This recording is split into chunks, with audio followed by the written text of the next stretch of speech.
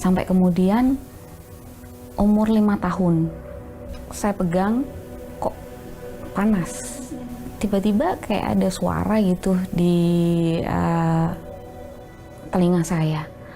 Udah nggak usah ngantor aja lah. Peluk aja anakmu. Sebentar lagi anakmu mati.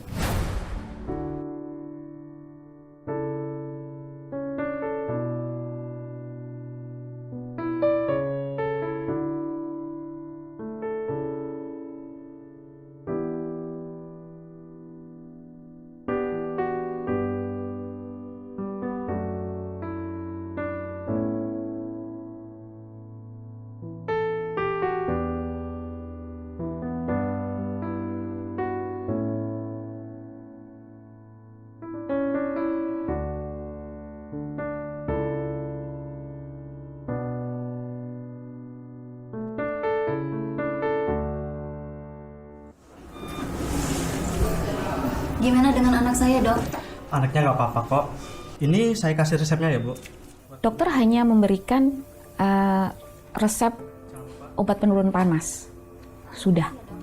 Keesokan harinya saya masuk kantor seperti biasa. Dan pada saat hari Jumat, saya pulang kantor. Sampai di rumah saya kaget. Moses bubuk di ruang tamu di sofa dalam kondisi panas tinggi. Dan katanya seharian dia muntah terus. Kami buru-buru ke dokter. Pada saat dicek, sepertinya Musa sudah mulai dehidrasi. Ya udah, saya ngerasa cuman dehidrasi, aman lah. Paling nanti dikasih infus sehari, paling lama 2 hari beres. Tapi Moses sendiri kok tidur terus, walaupun sudah diberikan infus. Besoknya dia masih tidur.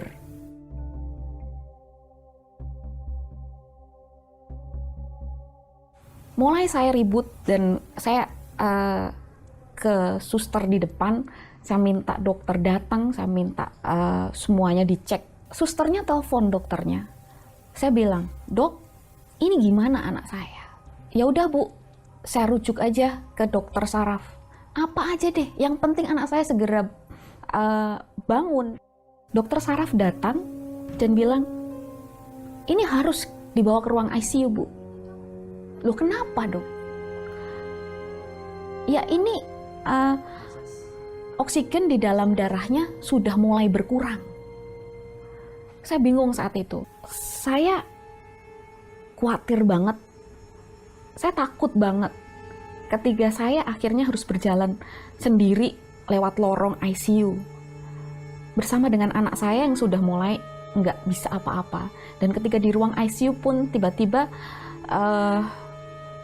semua selang dan alat-alat yang banyak sekali dipasang dalam tubuh anak saya.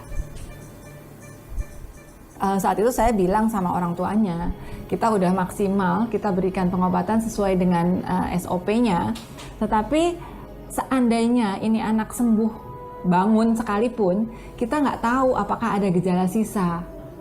Tentunya kalau ada gejala sisa itu akan mempengaruhi quality of life si Moses kan. Saya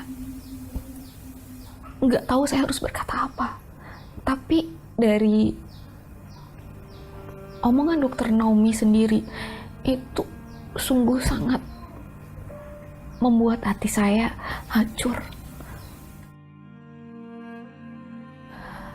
Saya telepon semua pembicara-pembicara terkenal yang ada di TV. Saya googling, saya cari nomor teleponnya. Saya telepon satu-satu, doakan anak saya. Saya telepon semua saudara-saudara saya. Doakan. Kalau memang tidak bisa menjenguk Moses, nggak apa-apa. Kita doa. Semakin banyak yang doain Moses, saya yakin Moses cepat sembuh. Teman-teman saya, teman-teman kantor, sahabat-sahabat saya bilang, "Ya sudahlah, Mbak. Kalau memang harus diikhlaskan supaya jalannya Moses lebih gampang menuju ke Tuhan. Enggak. Saya nggak akan bakalan menyerah, saya nggak akan bakalan ikhlas apapun itu sampai Moses nggak ada. Enggak, saya nggak akan. Selama masih ada waktu, selama Moses masih hidup, saya nggak akan menyerah. Ada saat-saat dimana saya tahu benar Tuhan ada di samping saya. Situ saya mencurahkan apa yang ada di hati saya. Satu hal yang pasti, aku nggak mau Moses mati. Aku tahu Tuhan sayang sama Moses, tapi aku juga sayang. Aku nggak mau Tuhan ambil Moses. Saya juga menyadari bahwa saya juga kekuatannya Moses. Kalau saya lemah, Moses juga akan lemah. Untuk itu, saya nggak akan pernah nyerah. Apapun akan saya lakukan dan saya harus kuat. Sampai kemudian, hari ke-12, tiba-tiba dia membuka mata.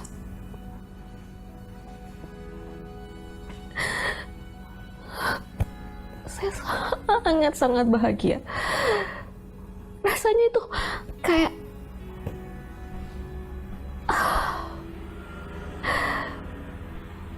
ini loh yang saya tunggu. Itu sangat melegakan hati saya. Tuhan, aku tahu Engkau lebih dari tabib. Aku tahu Engkau lebih dari dokter manapun. Dan aku percaya Engkau akan sembuhkan anakku. Saat itu Moses sudah mulai bisa menggerakkan tangannya, tapi waktu itu saya melihat moodnya dia nggak beres.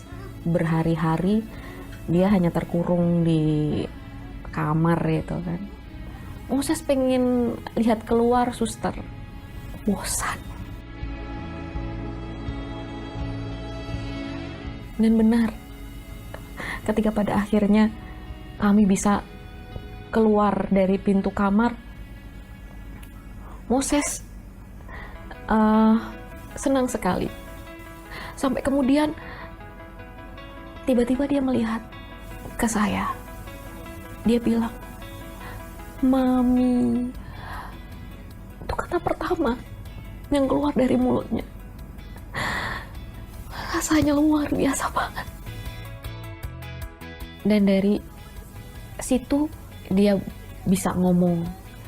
Dia mulai belajar ngomong walaupun terpatah-patah.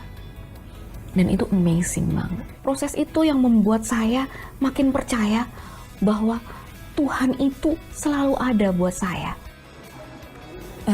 Ya, semua ini terjadi karena terus terang menurut saya juga campur tangan Tuhan yang jelas. Ya, kami hanya bekerja semaksimal mungkin yang kami bisa secara medis. Ya, tadi saya bilang just do our best. Semua tergantung yang di atas. Itu mukjizat yang sangat luar biasa. Tuhan sudah sembuhkan Moses. Kembali seperti semula. Dan gak tanggung-tanggung. Dia memberikan semua biayanya free, gratis, tanpa tombokan. Mukjizat Tuhan itu gak separuh-separuh, tuntas.